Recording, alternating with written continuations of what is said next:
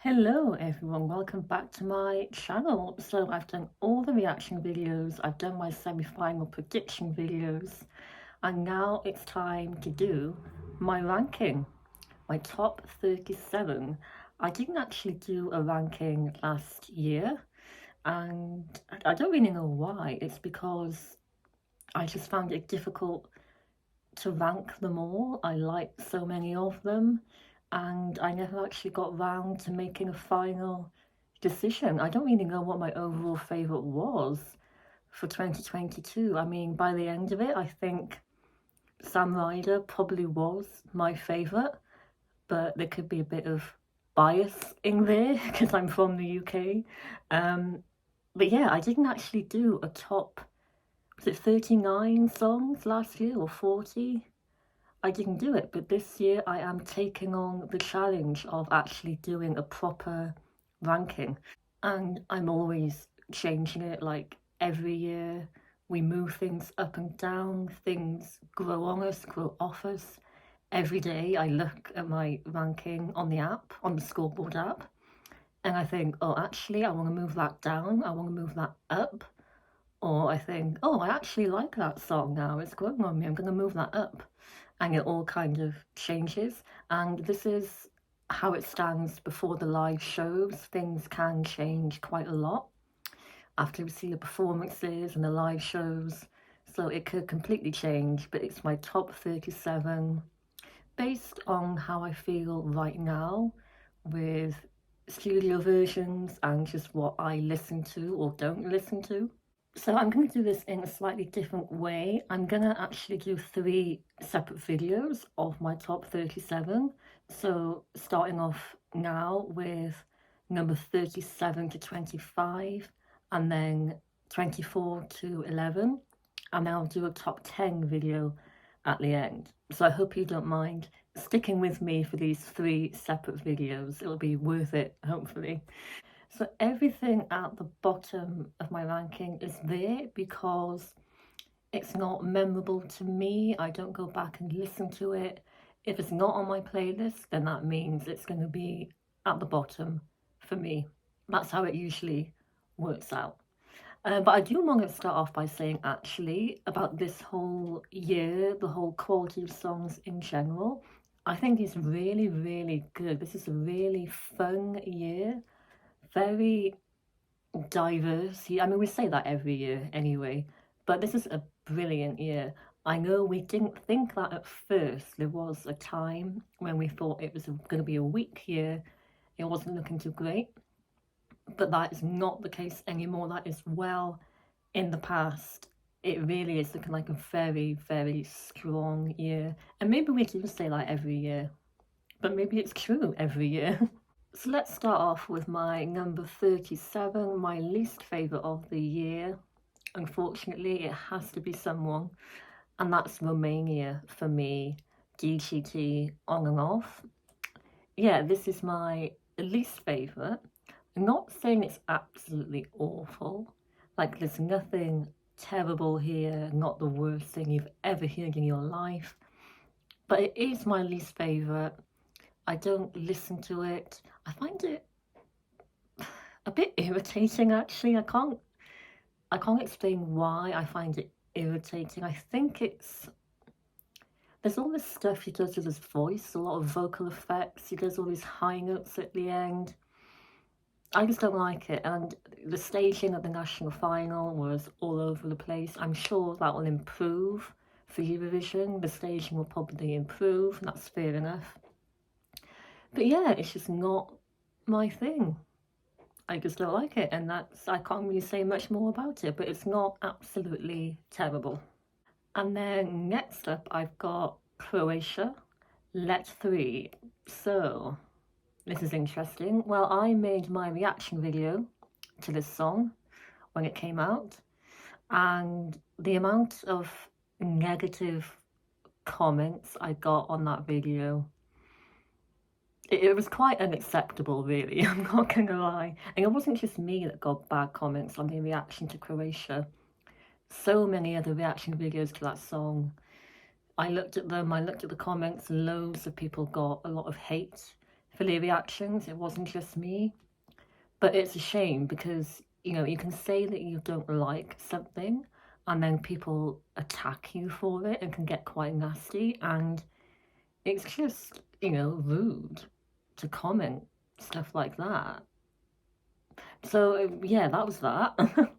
um, but my opinion hasn't changed, from what I said on that reaction video. I still feel the same way. It's not something I want to listen to. It was quite difficult to listen to actually because it's really like it's all over the place, like musically. The only thing I do like, and I think the reason why I've got this above Romania is because at least it's not boring. Like at least it is memorable in some way. And the bit at the start, the Mama Kupala Kratova, like at least I remember that. At least that's funny.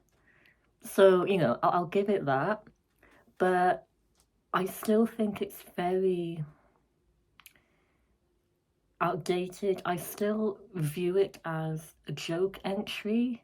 Maybe I shouldn't. And again, maybe people won't like the fact that I say that, but I can see why it could be seen as a joke entry. I think it's because it's very old-fashioned, like early 2000s Eurovision. And yeah, it's the type of thing that you would imagine to see from the early 2000s, like the crazy time of Eurovision. And maybe some people like it because of that, but I don't like it because of that. So maybe it's just me, but it's not something I want to listen to, but I haven't got it right as my last place because at least it's not boring. My number 35 is Azerbaijan. So it's not something you'd expect from Azerbaijan, definitely not. I think they definitely inspired by the Beatles. You can just tell that from the style, not just the Beatles, but like indie Brit pop or, like British indie music in general. Um, yeah, it feels like they're really catering to the Liverpool British audience. That's what it feels like anyway. So I don't mind it in that sense. I don't absolutely hate it. In fact, actually, the introduction, the first like 10 seconds of the song, actually start off quite promising. But then it sort of gets a bit boring as time goes by. I'm not a huge fan of that spoken word bit. It's just a bit strange. Like it's a very odd choice that they've made. And again, I don't listen to it. I find it a bit forgettable. Can't see it doing well or qualifying at all. So it's an interesting choice they've made. I appreciate the fact they've gone for this like different kind of sound, like an indie British vibe. Some people might like that as well. But yeah, I don't personally want to go back and listen to it. So it is in my bottom 5 for me. So my number 34, you're going to absolutely hate me for this. I can already feel the shock coming through the screen. It's Georgia with Echo. I know this is very low and some people really like this and have this really high. It hasn't clicked with me. I've tried to give it more of a chance. I really have, but I still don't like it. I think in my reaction video, I was quite positive. And it's because of the fact it's Georgia. And it's a shame, actually, that I've got this so low in my ranking. Because I really appreciate the fact that for Georgia's standards, this is actually good. Like, if you compare this to what Georgia usually send, over the years, it's so much better and it's such an improvement. One of Georgia's best entries in a while, definitely. So it is a shame that, in spite of all of that, I've still got it in my bottom 5. So it's unfortunate, but it's just how I feel. I think one of the problems I have is that when you first hear it, you realise that she's speaking in English, but you can't really hear what she's saying. And then you look at the lyrics, the English lyrics, and they don't make any sense. I don't know what it means. And it's a good example of something that makes you realize that some things should just be kept in your own language. And I think that's a good example of that. Maybe if they kept it in Georgian, in her own language, it would be better. I think it probably would. Some things shouldn't just be sung in English for the sake of it. Keep it in your own language and it would probably sound better. I quite like the melody of the chorus. I do remember the chorus, but the song is still not clicking with me, unfortunately. But if Georgia can qualify, then good for them. I think they deserve it. It's the best effort in a while. But personally, I'm not a fan at the moment. Maybe staging can change my mind completely, who knows. Okay, so next up I've got San Marino, I Like an Animal. So I think we need to talk about the Barcelona pre-party because there's been a change in opinion as a result of that pre-party. They've got a lot more support now because they received some hate for their performance, which is really unfair. So I think it's made people sort of gather around them and support them more, including myself actually. So I think performing live at the pre-parties has helped a little bit. And it's made me realise that the song is actually not that bad. It's not as bad as we originally thought. Like, it's not great, and I don't think it'll qualify. But I've listened to it a few times. There's no studio version yet. It hasn't actually been released. We've only got the live performances. And when I listen to the song, I think, oh, okay, I don't hate this. It's not bad. It's growing on me a little bit. I think it's a good example, actually, of the band being better than the actual song. It's like the band are good, they perform it well, but they haven't got a great song. But the band themselves seem quite good performers. So yeah, I'm starting to warm to it like ever so slightly, but it's still quite repetitive. Not that great, but I don't hate it, let's put it that way. So that's San Marino, which I think is in most people's bottom 5 or bottom 10 at least. But at least we've got a little bit more support for them starting to emerge. But next up I've got Cyprus, Andrew Lambu, and I don't usually have Cyprus this low in my rankings, so that's unfortunate as well. But it's just another one of the songs that I don't listen to, I don't remember, I don't go back to it. So it's a bit boring and generic for me. It's kind of like, it's nothing we've never heard before. Like, you can tell that this is very Swedish produced. I think it was written by Swedish songwriters. It is, Swedish produced, and you can kind of get that it is the type of thing that you'd hear in Melodifestivalen or maybe another national final.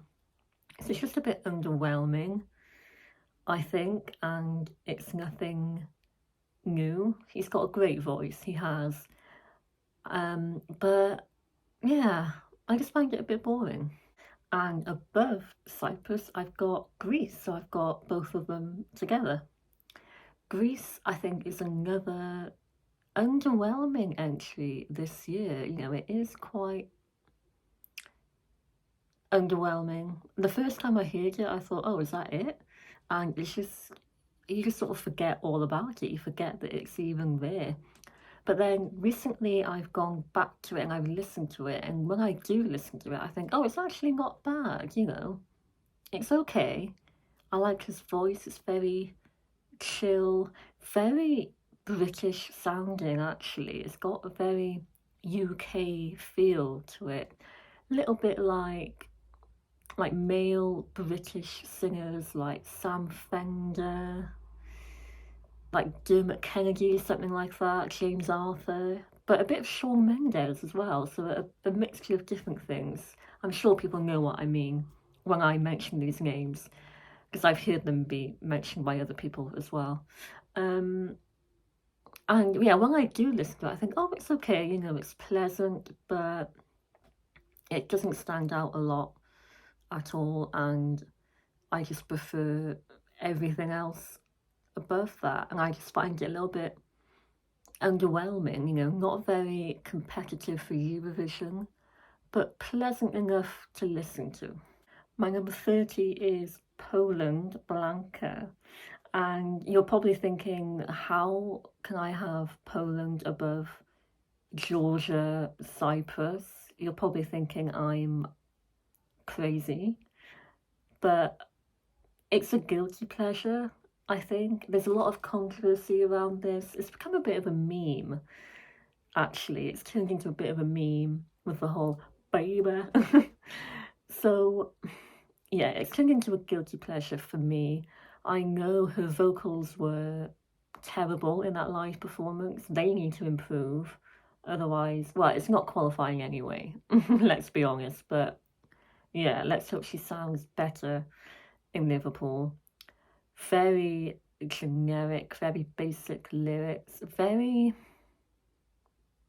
kind of like outdated.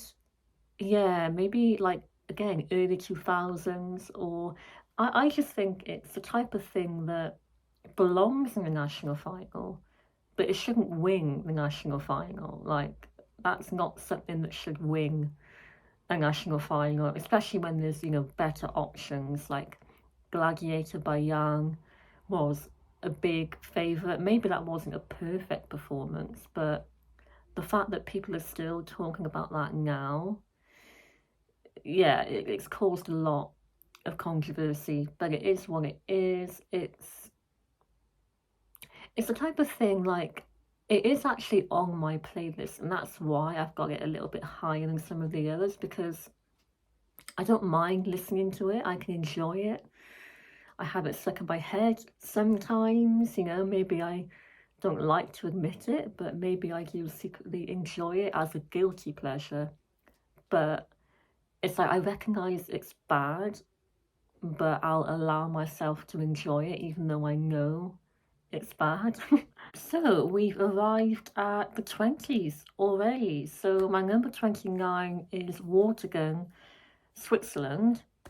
I don't mind this. It's kind of in the same kind of league as Cyprus and Greece for me.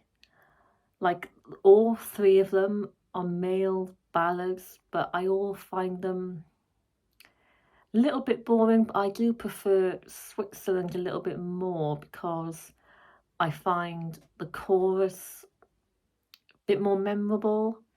I like his voice. It's quite similar to Greece, actually, but Greece I'm still kind of letting myself warm up to. So I can imagine actually at some point I might have Greece higher than this, but for now I've got this just a little bit higher. Yeah, I like his voice. Again, a little bit like Victor from Greece. It's got that British male singer vibe, that UK feel to it, a little bit like Rag and Bone Man, James Arthur again, you know, that kind of thing. I think the staging could be quite good for this, the music video is quite good, but it doesn't really make much of an impact for me. It's not on my playlist. Again, I don't listen to it, but yeah, it's not bad. Number 28 is Island Wild Youth. Well, I've always been very critical of this, and that hasn't really changed. Having it as 28 seems quite generous, actually. Like, I had this in my bottom 5 for a very long time. But I'm still very critical and harsh about this. I've said it all before, but I'll just summarise it again. I just feel like it's very generic and very formulaic for Eurovision. Like, you can tell it was made purposely for Eurovision because it's got that kind of like love, love, peace, peace coming together theme.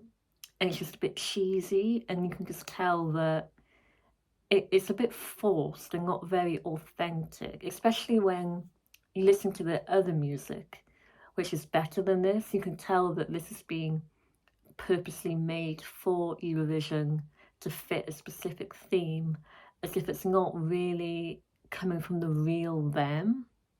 Might sound harsh, but it really does come across that way. Even the name of the song, We Are One, it's just very cheesy and kind of outdated as well, like a 2012 One Direction song. Um, so yeah, I haven't forgiven that. I haven't moved past that yet. Um, it is quite uplifting, I suppose, and the fact that it fits into that United by Music theme, that is a good thing, I suppose, if you think about it, you know. It is very positive and uplifting, all about coming together and being united, but I just find it's just a little bit bland, and yeah, I think cheesy is the word. It's the whole unique and freak thing. It's just a bit cringe. Um, so yeah, I'm still, my opinion hasn't really changed about this. I still don't think it's qualifying at all, but good for them for getting to Eurovision, which apparently is what they've wanted to do for a long time. So good for them. And then next up, number 27 is Germany, Lord of the Lost, another band. Okay, so Germany as a whole, there is an improvement here, definitely. Even in general, the national final overall was an improvement. It was better than last year. So I definitely see more of an effort going in from Germany in general. And they've gone for something different. Lord of the Lost, I think they're actually quite well known as well. I didn't know who they were, but they've got a bit of a name to them. And, you know, they've gone for a different type of music, uh, rock, heavy metal band. So that is good. So, you know, I get the positives with that. But then, why do I have this feeling that aside from all of that positive stuff, it's still not going to do very well? Like, I can actually picture Germany being the bottom five again, even though it's an improvement. I still don't know if it'll get that many votes, and it's a shame to say that, but I really do. I really can see that happening. I think there's really good potential here for a good performance. They've got an interesting look. The problem I have with the song itself is that it gets a bit repetitive and I get a bit bored of it as it goes along. It's like you hear the chorus and then you think, okay, I get the point now. I've heard enough. And I'm not a huge fan of his voice in the verses, like that low, almost like a David Bowie 80s kind of voice. Not a huge fan. So yeah, I'm being quite negative about this, even though I've got this, like, you know, higher than some of the others, but I don't mind it. You know, it's pleasant to listen to. I appreciate the fact that Germany have gone for something different. But yeah, I'm still not a huge fan of it. I don't listen to it that much either. Sometimes if it comes on, I might not be in the mood for it. I might skip it. But other times, I might be in the mood for it. So yeah, it's okay. And well done, Germany, for embracing something a little bit different for a change. Next up, I've got another band, Southern Lights from Latvia. I think this is quite a good effort from Latvia in general, especially if you compare it to some of their other stuff they've been sending over the past few years. I think this is good for Latvia. Unfortunately, I can still see it not qualifying and not quite making it. And it would be a shame because I think it's an improvement for Latvia. But still, I'm not sure if it'll be enough to get to the final. But yeah, this is interesting. It's different. It's got this like indie vibe. I like how it turns into like a lullaby at the end. I think the song is actually called Lullaby. I think the translation actually means lullaby, I think. Um, yeah, they performed it well in the national final and at Barcelona at the pre-party. It sounded quite good as well. Could be a bit of a dark horse then, maybe, to qualify. That would be good if they do. So yeah, I don't mind it. Not my favourite. We've got quite a lot of bands and groups this year, and there's other groups that I just prefer a bit more. So yeah, that's Latvia, and now we're on number 25, which is my last for this particular video before we move on to the top 15 and the top 10 and all that, but I'll stop for now on my number 25, which is Albania, a duet. This has been out for ages, you know, before Christmas. They have Thick, the national final, always happens in December, just before Christmas, so we've heard this for quite a while now. And the revamp or the studio version came out not that long ago, so we do have the final version. Yeah, it's always been a song that I don't mind, I quite like. Not one of my favourites, kind of like in the middle for me. I did think there were some parts of the live performance were a little bit messy, but I think it's meant to be like that because of the way the song builds towards the end. It's very dramatic, very powerful, which I like. I like the chorus. That's my favourite bit of the song, really, is the chorus. It's very catchy and just very Albanian sounding, like it is very traditional Albanian, what you'd expect from them. I like that instrumental break in the middle, and I like how it builds and gets like more and more dramatic and powerful at the end. So yeah, I don't mind it, it's just I like others more. So I'm going to leave it there, and then in the next video I'll talk through my numbers 24 to 11. So talk about songs that I like a little bit more than the ones that I've talked about so far. But like I said, there's nothing absolutely terrible. Even ones that I don't like, I still have some positive stuff to say about some of them. But yeah, these are the ones that are the least favourites for me. So let me know if you share any of these or if you agree with any of these. I know that Georgia is low, Cyprus is low. And yeah, that's just how it is. But we're all different. We've all got different personal opinions with music, and that's what it's all about. So thank you for watching, and I'll be back very soon with the next part of my ranking. Until then, take care. See you soon. Bye.